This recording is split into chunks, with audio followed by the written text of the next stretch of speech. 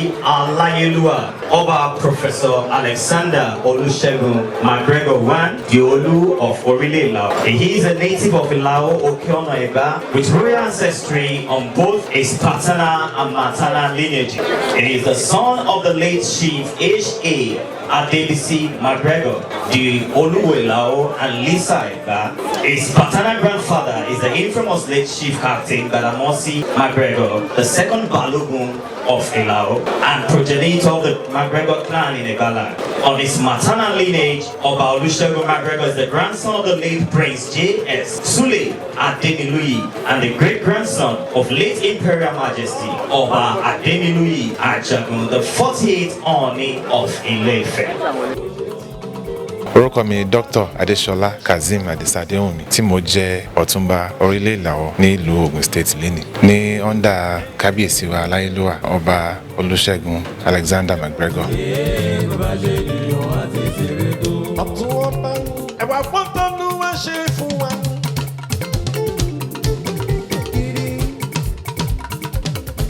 Adeshola Adewunmi ọmọ lọ́tún Èrèlú tí mo rí rí Adéròǹkẹ́ Ìjàlẹ̀ ó ní. Ẹwà wo t'Olúwa ṣe fún wa. Àdìmọ́dìmọ́dìmọ́dì sẹ́. Ẹwà wo t'Olúwa ṣe fún wa. Adeshola ní. Ẹwà wo t'Olúwa ṣe fún wa. Ọmọ Adéwùnmí ló ní. Èyí ló fún wa dúpẹ́ o.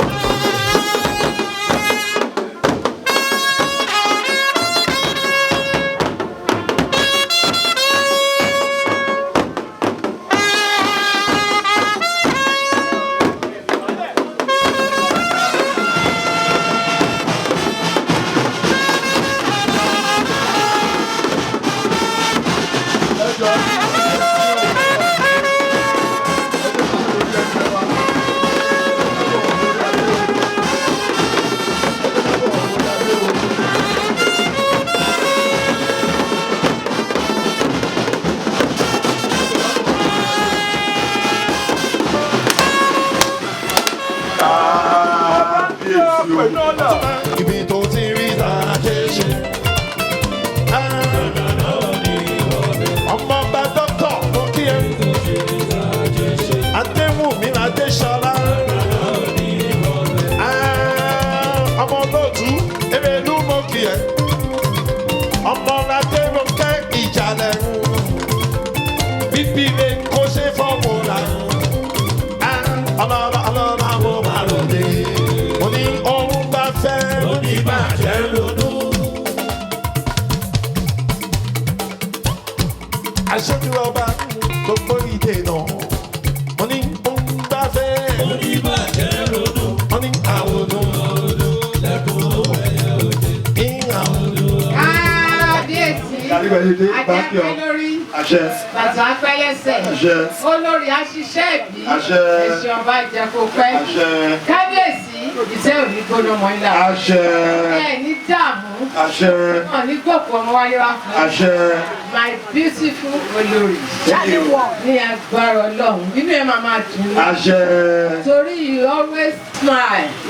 Pẹ̀lú dẹ́ngẹ́pọ́. Náà wá wà pẹ̀lú ẹ, ò ní rí wàhálà. Aṣẹ̀lẹ̀ pàmì èdè pàmì ìjájá ìjájá èdè pàmì ìjájá ìjájá èdè pàmì ìjájá ìjájá èdè pàmì ìjájá ìjájá èdè pàmì ìhàlà ìdìló èdè pàmì ìhàlà ìdìló èdè òṣèlú ṣeré ọmọ ìyá máa kú èdè kan ṣo ìdájọ́ púpọ̀ àṣọ ní ìdùn fún ló ti ń jọ kò ní padà kan wà bí ayé bá ń jáyé bí ayé bá ń jọ òsì yóò ní ká ọdún yóò ní tojúrú lórí ẹ̀kú lára tó ní kò sàlẹ̀ wọ́n ti yóò ní dàrú òní bàjẹ́ mọ́ lọ́wọ́ àrídẹ̀ àṣẹ̀lẹ̀. Bàbá Dr. Prince Adeshola Adisa Adewunmi máa gbọ́ aṣáàbọ̀ wà lásán ni. Ọkọ mi là aṣáàbọ̀ wà lásán ni. Ó ti ẹ̀gbọ́n yẹn wọ̀. Ẹ̀sọ́ mi pé Adeshola gòkè làgbà. Ọ̀tún ọba gòkè làgbà. Aṣojú ọba ti gòkè làgbà. Ọmọ Èrèlú olóòtú tí mo rí tí mo bá.